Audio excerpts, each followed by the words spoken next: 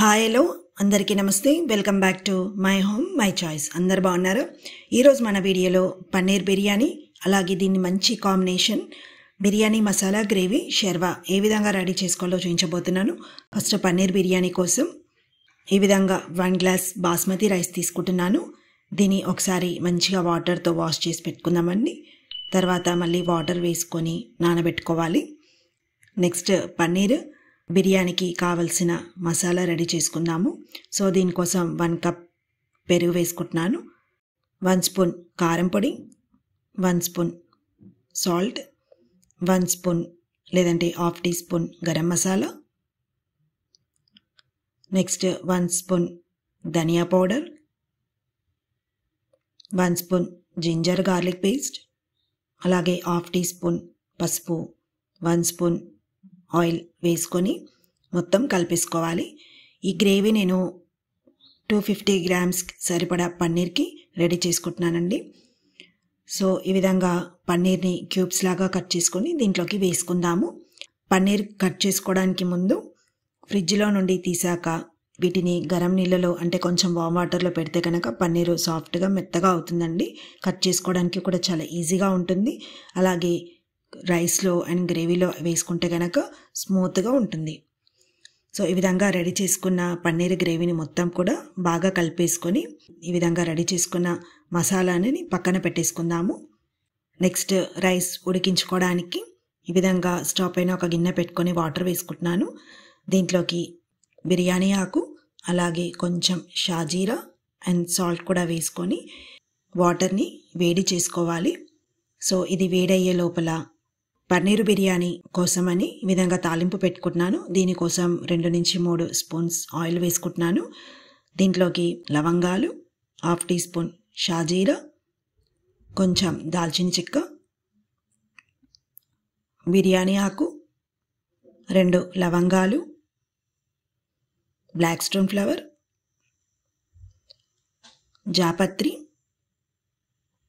Cut చేసుకున్న 1 green chilli, carrot half cup, అలాగే cut చేసుకున్న బీన్స్ హాఫ్ కప్పు, బంగాళదుంపలు కూడా హాఫ్ కప్పు, పావు కప్పు కాజు, కొంచెం టేస్ట్ కోసమని పుదీనా వేసుకుంటున్నాను.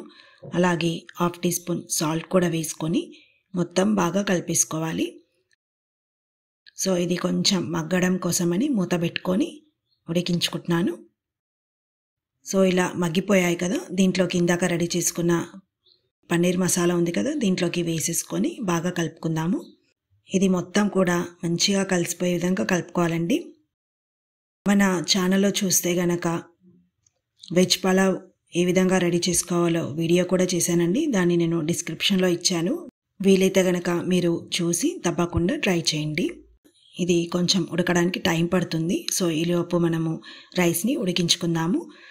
ఈ విధంగా నానిపోయిన రైస్ మరుగుతున్న వాటర్లోకి వేసేసుకోవాలి. సో ఆల్రెడీ బాగా నానిపోయింది కాబట్టి జస్ట్ 5 మినిట్స్లో రైస్ ఉడికిపోతుందండి. సో దీంట్లోకి 1 స్పూన్ ఆయిల్ కూడా వేసుకుంటున్నాను. ఈ ఆయిల్ వేసుకోవడం వల్ల ఏంటంటే పొల్లు పొల్లుగా చాలా పొడి పొడిగా రైస్ ఉడుకుతుందన్నమాట. చూస్తే గనక 80 to 90% రైస్ ఇలా ఉడికిపోవాలండి. ఉడికిపోయిన రైస్ నుంచి ఎక్స్ట్రా వాటర్ మొత్తం తీసేసుకొని పక్కన పెట్టేసుకుందాము. ఇక్కడ బిర్యానీ మసాలా కూడా ఉడికిపోయిందండి. సో దీనిపైకి ఇందాక మనం రైస్ ఉడికించుకున్నాం కదా, దాన్ని ఈ విధంగా లేయర్ లాగా వేసుకొని పెట్టేసుకోవాలి. ఇక్కడ నేను 1 గ్లాస్ రైస్ మాత్రమే తీసుకున్నా కాబట్టి జస్ట్ 1 లేయర్ వేసుకుంటున్నాను.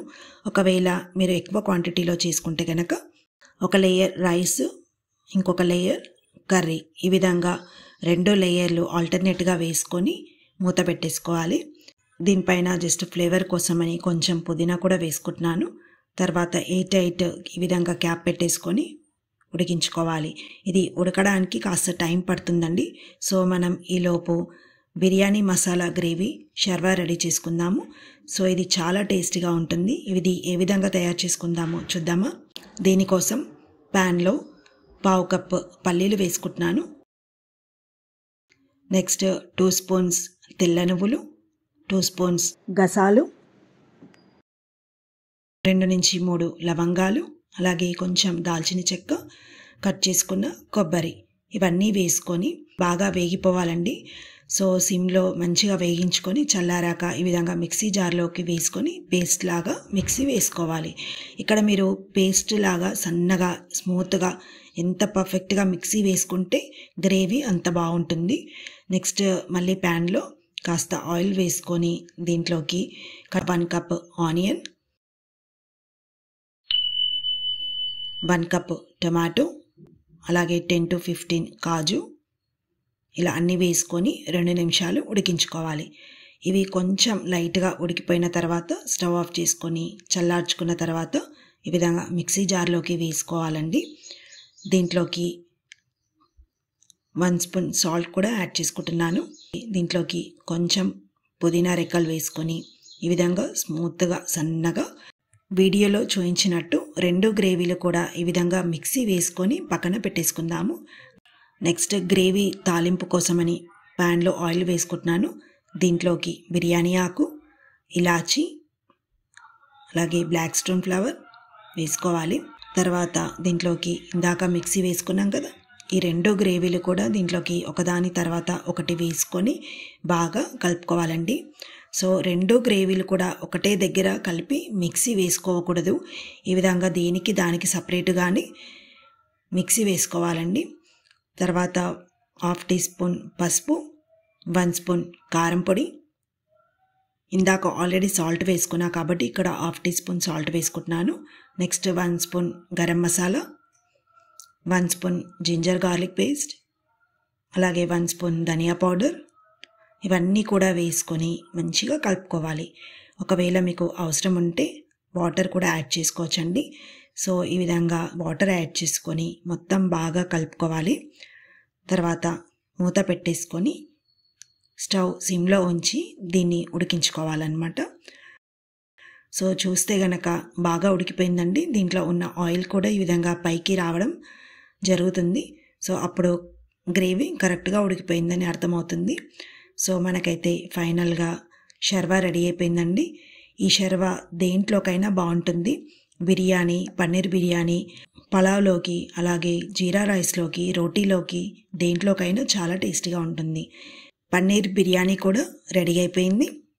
సో దీన్ని ఒకసారి ఈ విధంగా కలిపేసుకుందాము. సో పన్నీర్ బిర్యానీ అలాగే పన్నీర్ బిర్యానీ మసాలా గ్రేవీ షర్వా కూడా రెడీ అయిపోయింది. ఈ 2 చాలా మంచి కాంబినేషన్స్ అండి. ఓన్లీ వెజిటేరియన్స్ అయితే కనుక పన్నీర్లో చాలా ప్రోటీన్ ఉంటుంది. సో ఇది పిల్లలకి రెగ్యులర్గా పెట్టడానికి ట్రై చేయండి. రెగ్యులర్గా చేసుకునే రైస్తో పాటు ఇలా వీక్లీ సండే స్పెషల్గా పిల్లలకు కనుక మీరు చేసి పెడితే చాలా ఇష్టంగా తింటారండి. సో ఈ వీడియో కనుక మీకు నచ్చితే లైక్ చేయండి, షేర్ చేయండి, సబ్స్క్రైబ్ చేయండి. అండ్ ఈ రెసిపీ మీరు ట్రై చేసి ఎలా ఉంది అనే విషయం నాకు కామెంట్లో తెలియచేయండి. నెక్స్ట్ టైం మరొక మంచి వీడియోలో మళ్ళీ కలుద్దాము. నమస్తే, థ్యాంక్ యూ.